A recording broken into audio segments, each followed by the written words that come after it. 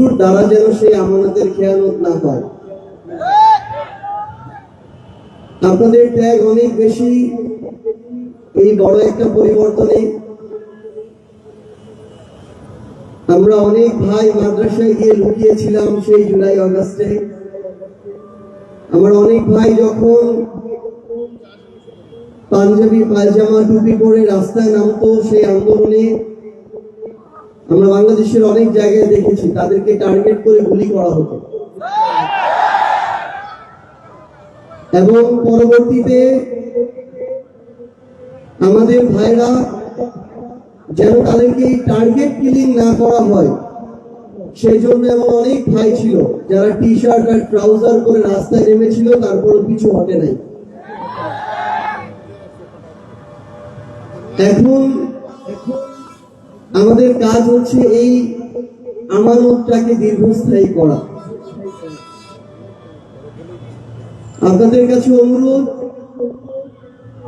আমরা যেন আমাদের এই বাংলাদেশকে একসাথে মিলে শুধু সামনের দিকেই নিতে পারি। অশুভ শক্তিরা বিভিন্নভাবে টেনে ধরার, বাধা দেওয়ার চেষ্টা করছে এবং করবে, কিন্তু ইনশাআল্লাহ আমরা যদি ঐক্যবদ্ধ থাকি, আমাদের অনেক মত থাকতে পারে, অনেক দল থাকতে পারে, কিন্তু জুলাই আমরা যারা একসাথে লড়েছিলাম, আমরা যদি ছোটখাটো বিভাজন, মনোমালিন্য এগুলোকে একপাশে রেখে ঐক্যবদ্ধভাবে চলতে পারি, তাহলে ইনশাআল্লাহ আমাদের পথ সামনে সুন্দর থেকে আরো সুন্দরতর হবে।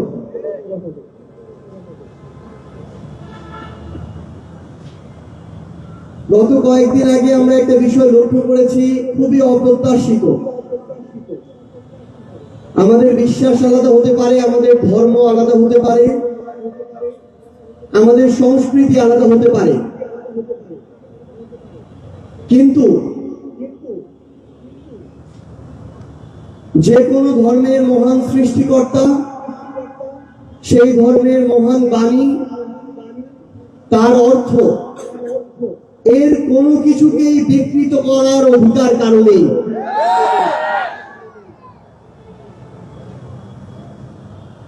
প্রত্যেক ধর্মপ্রাণ মানুষ, ধর্ম হিসেবে আমি একজন মুসলিম,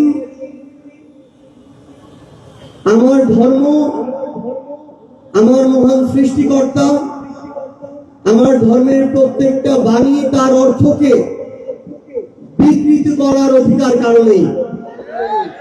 আমরা স্পষ্ট করে আমাদের জায়গা থেকে বলতে চাই, এখন এবং আগামীতে এই বাংলাদেশে যেই সরকারি রাষ্ট্র ক্ষমতায় আসুক না কেন, কেউ যদি এই স্পর্ধা দেখায়, রাষ্ট্রীয়ভাবে তাদের বিরুদ্ধে আইনানুগ ব্যবস্থা নিতে হবে।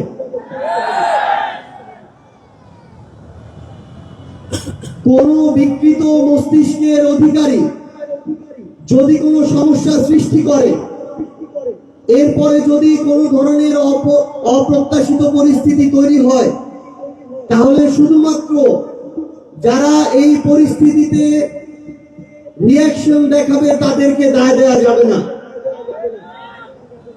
বরং যারা এই পরিস্থিতি তৈরি করে তাদের উদ্দেশ্যকেও খতিয়ে দেখতে হবে।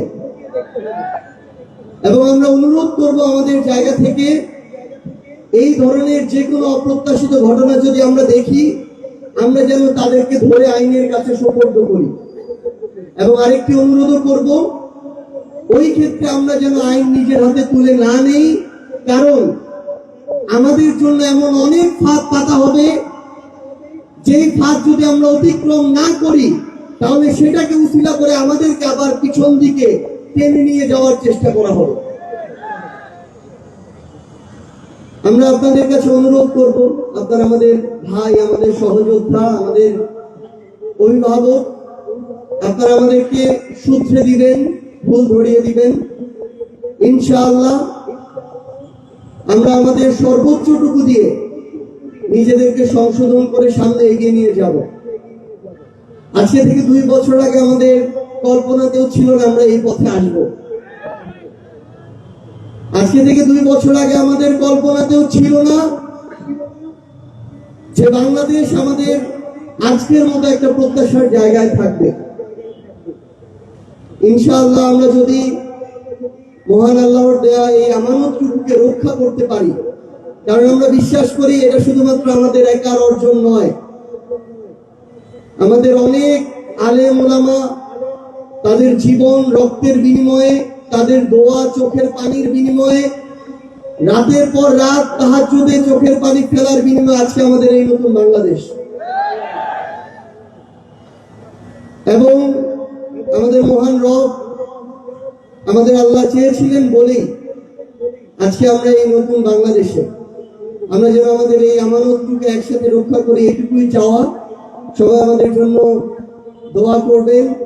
ইনশাআল্লাহ আপনাদের সাথে আবারও দেখা হবে রাজপথের লড়াইয়ে অথবা বিজয়ে। ইনকিলাব জিন্দাবাদ।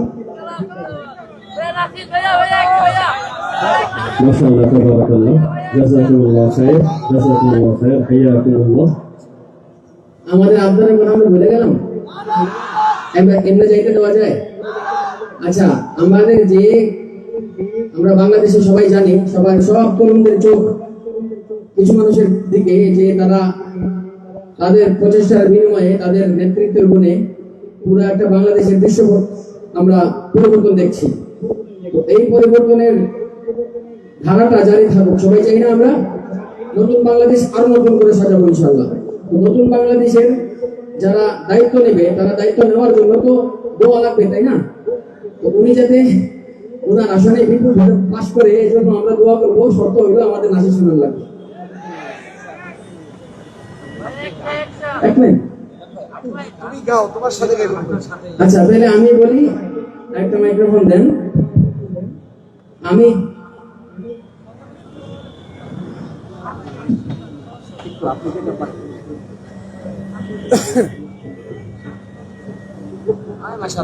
বলি, সবাই বলা লাগবে একবার। দেখেন, আমরা বক্তা সার্জিসকে চিনি, সবাই চিনি। আজকে আমরা নাথ খা সার্জিস আলমকে দেখবো ইনশাআল্লাহ।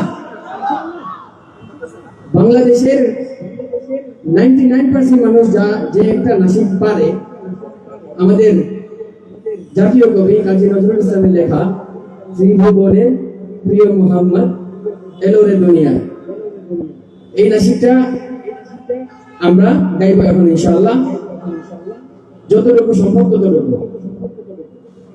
ত্রিভুবনের প্রিয় মুহাম্মদ, ত্রিভুবনের প্রিয় মুহাম্মদ এলো রে দুনিয়ায়, রে সাগর আকাশ বাতাস দেখবে যদি আয়, রে সাগর আকাশ বাতাস দেখবে যদি আয়। 5ই আগস্টের আগে আমরা এই কণ্ঠের সাথে কণ্ঠ মিলিয়ে, আরো কণ্ঠ ছিল, সবাই একসাথে ইনকিলাব জিন্দাবাদ যেরকম বলেছিলাম, এখন সবাই মিলে নাচ করবো ইনশাআল্লাহ। আল্লাহ রাসূল সাল্লাল্লাহু আলাইহি ওয়াসাল্লাম সবাই একসাথে করবো ইনশাআল্লাহ। ত্রিভুবনের প্রিয় মুহাম্মদ, ত্রিভুবনের প্রিয় মুহাম্মদ এলো রে দুনিয়ায়, রে সাগর আকাশ বাতাস দেখবি যদি আয়, রে সাগর আকাশ বাতাস দেখবি যদি আয়। জোরে একবার মারহাবা হবে। আমি এটা নিয়ে একটা স্মৃতি বলতে চাই। আমি ভাইকে বললাম এটা গাওয়ার জন্য, কারণ ছোটবেলায় যখন ঘুম ভাঙতো, সেটা হচ্ছে ফজরের আজানের সময়। তো আজানের পরপরই আমার আম্মু যখন ফজরের নামাজ পড়তো, এরপরে আমার আম্মু আমাদেরকে এই নাশিদটা শোনাতো, এবং তারপরে একসাথে আমরা যখন হাঁটতে বের হতাম আম্মু সহ, তখন ধীরে ধীরে সূর্য ওঠা শুরু করতো। তো এটা আমার ছোটবেলার জীবনের অনেক বড় একটা স্মৃতি। অনেক ধন্যবাদ।